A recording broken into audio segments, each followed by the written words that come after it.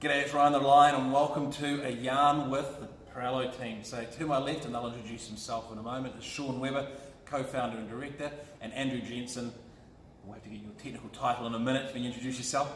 But yeah, this is one of our sponsors for the first Few Quiet Yarns of 2021 on February the 18th. And of course, as always, if we could ask you gentlemen to introduce yourselves so we can meet the person and we'll talk about business later.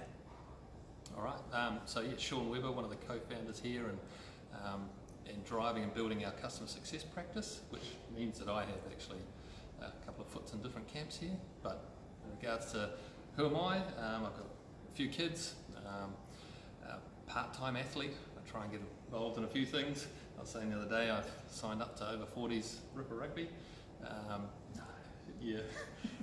Golf, big fan of golf. I'm okay at it. That's me. I think if I got into Ripper Rugby, the only thing I'd rip would be my hamstring, so I'm pleased to hear that someone's still on the field. And Andrew, how about yourself? Yeah, so Andrew Jensen, that title is Technical Services Manager here at Parello, and pretty much I have the responsibility for looking after the on-premise services, if you like. A personal note, married, 2 kids, almost teenage girls, so getting fairly protective. Also an obsessed golfer, so yeah, that's So what's the favourite course? Do you have a favourite course? Yeah, I mean, at the moment it's probably Gulf Harbour. I'm a fan of. Played a couple of times there over the Christmas break, and yeah, it's very, very nice. Excellent. I've dabbled with a bit of golf, and don't ask me for my handicap because I am the handicap. So yeah, well, gentlemen, thank you very much. So let's go on to question 2. What impact are you making for your clients, your team, and everyone around Parello? Hey, that's amazing. So on to question 2, team. What impact are you making? So this is what is Parello doing? How are you helping your clients? Give us a bit of insight to the cool stuff you're doing. Right, so for me, I firmly believe that what we're actually doing for our customers is helping them focus on the things that matter, engaging and working with them as if we're an extension of their team. Yeah. Cool. And how about you? Yeah, integrating with their business and allowing their people to be the key thing.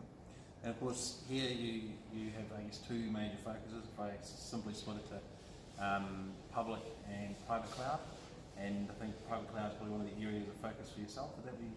Yeah, am I on the button? Absolutely. So you've obviously got a very strong discipline around the cloud practice, and my side of the business is really centered around that on-premise infrastructure, VMware, Commvault data protection, those sorts of things. Just put some sort of scope or scale around it. How much in New Zealand are you helping? I'll put it that way. Not enough. So hopefully we get some connections. You're technical, not sales. You can't say that. Well, you can, of course. It was quite clever, by the way. Yeah. Yeah. So I'm not sure that really be able to qualify it, but certainly we've got hundreds of hosts, thousands of VMs that we're actually managing on our customers' behalf. So. Yeah, and it's across both Australia and New Zealand, and it's multi-industry. So we're present enough in higher education. We've also got local government, banking, retail sector. So we're really quite. Yeah, so we're quite well spread, but we're not big, but we're a focused team. Yeah, and I think the private cloud comes back to the sort of genesis of Parello back in the day, if I'm not wrong. Yeah, you're right. Sort of the birthplace from Launchpad, if you will, for where you got to today.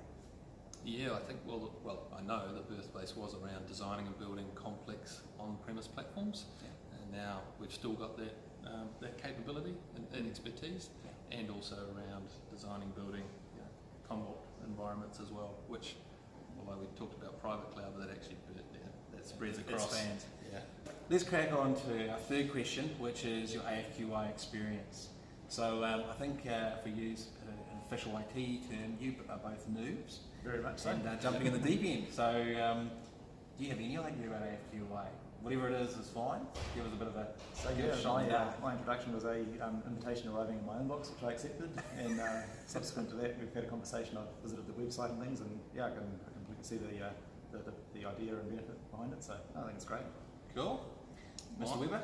Yeah, so I've appreciated from afar and been obviously mindful and watching what's going on, being that I was living in Melbourne for a couple of years. I dodged a bit of a COVID bullet and made it back into the country before it sort of kicked off. So I've been looking forward to coming to my first one. All right. Well, it should be pretty fun, and you know, one of the things I say as people are walking in, the last thing I say to them is, grab something to keep your whistle wet, and turn around and start a conversation with anyone. The last question. This is usually quite a fun one, and I think golf might feature possibly. But what is the coolest thing in tech, according to each of you personally? Do you want to go first, Phil? Sure. Yeah, I think the thing for me would be just this really interesting time we're in with sort of, and maybe it's a call to the difference or distinction between on-prem and cloud, and bridging the gap versus agile and caution and finding a balance in there. So tooling around automation, continuous improvement, that sort of stuff. I think that's an interesting area that I'm seeing. And what about you, Sean? Probably the thing that I'm passionate about is probably it's more the health sector. It's more health tech. What's going on? If there's anything that can improve the life of people, or speed up detection of something to see you've got quality of life, or give you back some time, I think that's I'm quite passionate about that. Yeah. Well, that is a really great cause. You've hit the nail on the head with that one. Need one of those Star Trek devices, body scanner. Yeah. That's right. Yeah. And if you've got some of those, we can manage them. Bazinga, I like it. All right, well guys, that's a wrap. Thank you so much for your time, and I'm really looking forward to hosting you for your first AFQI on February the 14th, along with a bunch of great people here in Auckland, down the viaduct at Anchor Bar. So it's on Princess Wharf. We might even see some boats because there's boat racing that day. But other than that, we'll have a great time connecting with a bunch of good humans. So thank you very much for your support. All right, thank you, Ryan. And great to meet you guys. Thanks so much. Look forward to meeting you. See you soon.